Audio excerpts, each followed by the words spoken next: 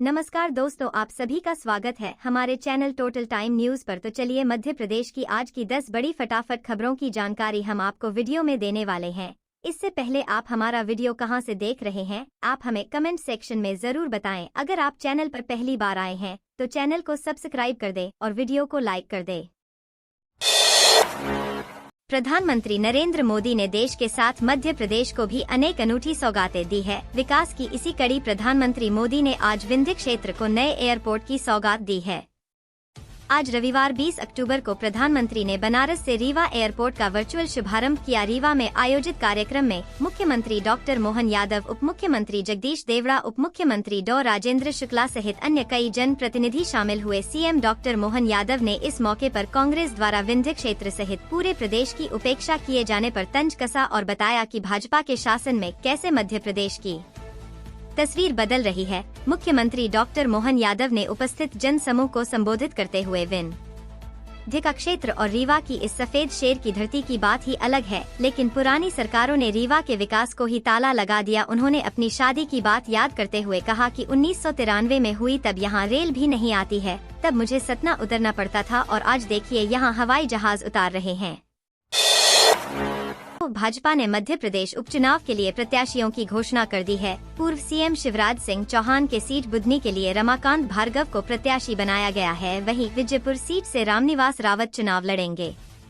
बता दें कि रमाकांत भार्गव शिवराज सिंह चौहान के करीबी भी हैं। 2019 में विदिशा सीट से सांसद रह चुके हैं। मार्कफेड अध्यक्ष के रूप में भी अहम भूमिका निभा चुके हैं। वहीं रामनिवास रावत 6 बार विधायक रह चुके हैं। कुछ महीने पहले कांग्रेस पार्टी को छोड़कर भाजपा में शामिल हुए। जुलाई में हुए एमपी कैबिनेट मंत्री बनाया गया। बुधनी और विजयपुर विधानसभा चुनाव 13 नवम्बर को आयोजित होंगे। 23 नवम्बर को मतगणना होगी। उपचुनाव के लिए 18 अक्टूबर से नामांकन शुरू हो चुके हैं। प्रत्याशी 25 अक्टूबर तक नामांकन करवा सकते हैं। 30 अक्टूबर तक नामों को वापस लिया जा सकता है। भाजपा ने केरल, कर्नाटक, राजस्थान और छत्तीसगढ़ विधानसभा उपचुनाव के लिए प्रत्याशियों की लिस्ट जारी कर दी है। सीएम डॉक्टर मोहन यादव ने आज भोपाल में जन अभियान परिषद सम्मेलन का शुभारंभ किया। समन्वय भवन में आयोजित इस कार्यक्रम की शुरुआत करते हुए मुख्यमंत्री ने कहा कि जनवरी से जनवरी के कल्याण के लिए समर्पित जन अभियान का गठन हुआ है। समाज में अन्याय के खिलाफ लड़ने की चेतना को जगाए रखने का काम जन अभियान परिषद करता है। इस अवसर पर उप मुख्यमंत्री जगदीश देवड़ा भी उपस्थित रहे। समृद्धि योजना के अंतर्गत समग्र ग्राम विकास के विभिन्न आयाम विषय पर मध्य प्रदेश जन अभियान परिषद द्वारा आयोजित संभाग, जिला एवं विकासखंड समन्वयकों के उन्मुखीकरण हेतु प्रशिक्षण सह कार्यशाला की शुरुआत सीएम मोहन यादव ने दीप प्रज्वलित कर की। इस अवसर पर उन्होंने कहा कि मध्य प्रदेश सरकार ग्रामीणों के उत्थान के संकल्प को केंद्रित रखते हुए गांवों को और अधिक सशक्त और समृद्ध बना रही है। साथ ही हम पीएम मोदी के विकसित भारत के संकल्प की सिद्धि के लिए भी निरंतर प्रयासरत हैं। उमरिया जिले के बिरसिंहपुर पाली थाना क्षेत्र में 2 बहनों के साथ हुए दुष्कर्म के मामले में पुलिस ने तीनों आरोपियों को गिरफ्तार कर लिया है। थाना प्रभारी मदनलाल मरावी ने बताया कि घटना 15 अक्टूबर की शाम की है, जब दोनों पीड़िताएं अपने खेत से घर लौट रही थी। उसी समय आरोपियों मोनू, राजू और अर्जुन ने उन्हें बहाने से जंगल में ले जाकर दुष्कर्म किया। अर्जुन ने दोनों बहनों को बाइक पर घुमाने के बहाने चांदपुर के जंगल में छोड़ा और थोड़ी देर बाद मोनू और राजू के साथ लौटा। मोनू छोटी बहन को जबरन मोटरसाइकिल पर बिठाकर ले गया और उसके साथ दुष्कर्म किया, जबकि राजू और अर्जुन ने बड़ी बहन के साथ जंगल में दुष्कर्म किया। पीड़िताएं किसी तरह बचकर घर पहुंची और परिजनों को आप बीती सुनाई, जिसके बाद पुलिस को सूचना दी गई। पुलिस ने मामले की गंभीरता को देखते हुए तत्काल कार्रवाई शुरू की। पुलिस अधीक्षक निवेदिता नायडू और एएसपी प्रतिपाल सिंह महोबिया के निर्देशन में गठित टीमों ने अलग अलग स्थानों से आरोपियों को गिरफ्तार कर लिया। प्रदेश के बैतूल जिले में पुलिस ने 6 महीने पहले हुए एक हत्या के मामले का खुलासा किया है। इस मामले में 2 आरोपियों को गिरफ्तार किया गया है, जबकि एक आरोपी महिला अभी फरार है। पुलिस की जांच में सामने आया कि मृतक की हत्या उसकी भाभी द्वारा करवाई गई थी, जिसने अपने भाई को इस अपराध को अंजाम देने के लिए 2000 रुपए की सुपारी दी थी। यह घटना बैतूल के कोतवाली थाना क्षेत्र के मालियाढ़ाना गाँव की है, जहाँ 27 अप्रैल 2024 को श्यामा उइके के खेत में एक अज्जला शव मिला था। शव की स्थिति ऐसी थी कि उसकी पहचान करना मुश्किल था। मृतक की उम्र लगभग 30 वर्ष थी और पुलिस ने शुरू में इसे अज्ञात हत्या का मामला दर्ज किया। शव की पहचान के लिए पुलिस ने गुमशुदा व्यक्तियों के परिजनों से पूछताछ की। इसी बीच थाना झल्लार के ग्राम गाड़ा गोहान से 25 अप्रैल 2024 को शंकर दाहीकर नामक व्यक्ति के लापता होने की सूचना मिली। हालांकि परिवार ने शव को पहचानने से इनकार कर दिया, जिसके बाद पुलिस ने डीएनए परीक्षण के माध्यम से पुष्टि की कि शव शंकर दाहीकर का ही था। राजधानी भोपाल में सार्वजनिक स्थानों पर नशा करने वालों के खिलाफ पुलिस ने शिकंजा कसना शुरू कर दिया है।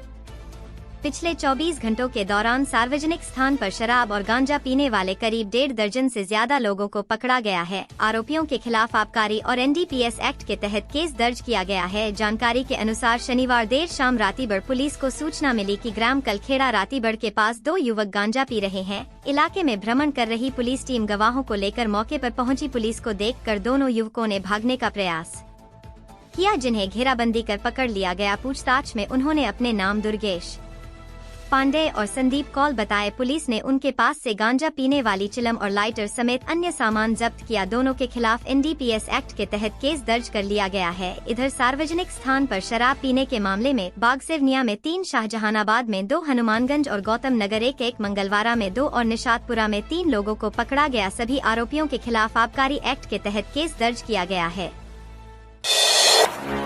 मध्य प्रदेश की बुधनी और विजयपुर उपचुनाव के लिए प्रत्याशियों के नाम ऐलान कर दिए हैं। विजयपुर से रामनिवास रावत और बुधनी से रमाकांत भार्गव को पार्टी ने उम्मीदवार बनाया है। बता दें कि रमाकांत भार्गव विदिशा राय सिंह बुधनी संसदीय सीट से सांसद रहे हैं। रामनिवास रावत कांग्रेस छोड़ बीजेपी में आए थे और मोहन सरकार में मंत्री हैं।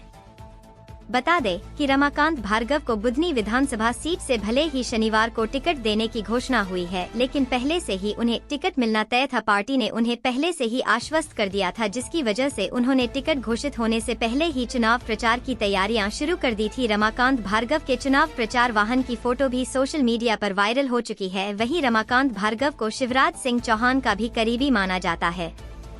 करीब 6 बार रमाकांत भार्गव शिवराज सिंह चौहान के चुनाव प्रचार की जिम्मेदारी संभाल चुके। मध्य प्रदेश के किसानों के लिए अच्छी खबर सामने आ रही है।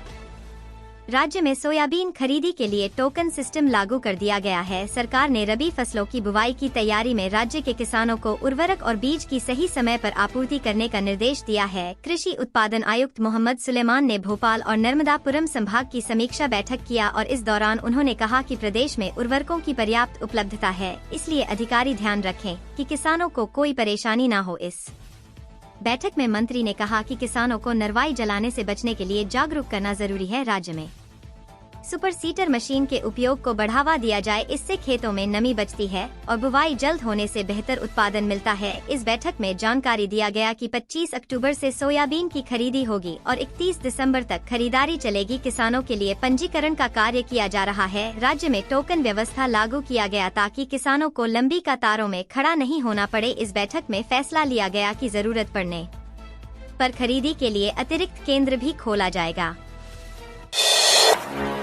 देश भर में जहां एक और सुहागनों ने अपने सुहाग की लंबी उम्र के लिए दिन भर व्रत रखा, तो वहीं देर शाम चांद के दीदार के साथ ही पति के दीदार कर व्रत को समाप्त किया। लेकिन मध्य प्रदेश के खंडवा जिले में एक कारवां चौथ ऐसा भी मना, जिसमें अस्पताल में भर्ती बीमार पति की लंबी आयु के लिए उसकी प्रेग्नेंट पत्नी ने परिवार के मना करने के बावजूद कारवां चौथ का व्रत तो रखा ही, साथ ही व्रत पूरा कर पूजा करने पत्नी अस्पताल पहुँची, जहाँ पति की आरती उतार कर उनका आशीर्वाद भी लिया। इस दौरान पत्नी ने कहा कि वो जल्द ठीक होकर घर लौटे।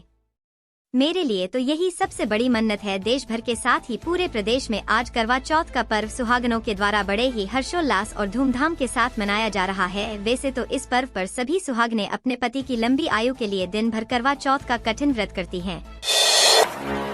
मध्य प्रदेश में एक बार फिर मौसम के मिजाज बदले हुए दिखाई दे रहे हैं। बारिश की विदाई के बाद अब धीरे धीरे ठंड ने दस्तक देना शुरू कर दी है। बहुत से इलाकों में रात के तापमान में गिरावट देखने को मिली है और सुबह सुबह भी ठंड का असर दिखाई दे रहा है। मौसम विभाग के मुताबिक आने वाले दिनों में ठंड धीरे धीरे अपना दिखाना शुरू कर देगी। फिलहाल कुछ क्षेत्रों में दिन का तापमान सामान्य से अधिक देखने को मिल रहा है। दिन के बढ़े हुए तापमान की वजह से लोगों को गर्मी का सामना करना पड़ रहा है। वहीं ग्वालियर, मंडला, जबलपुर, टीकमगढ़, उमरिया, नौगाम, रीवा, चंबल जैसे इलाकों में रात के तापमान में गिरावट दर्ज की गई है। यहाँ पर 20 डिग्री सेल्सियस से कम देखा गया। खरगोन, खंडवा, बैतूल समेत कुछ जिलों में बूंदाबांदी का असर भी देखा गया। मौसम विभाग जरा दी गई जानकारी के मुताबिक देश के अलग अलग जगह पर इस समय मौसम प्रणालियों बन रही है, जिसका असर मध्य प्रदेश पर दिखाई दे रहा है। प्रदेश में विपरीत हवाएं आ रही है, जो कहीं कहीं बारिश का कारण बन रही है। तमिलनाडु और दक्षिणी आंध्र प्रदेश के ऊपरी भाग में एक चक्रवात बना रहा है।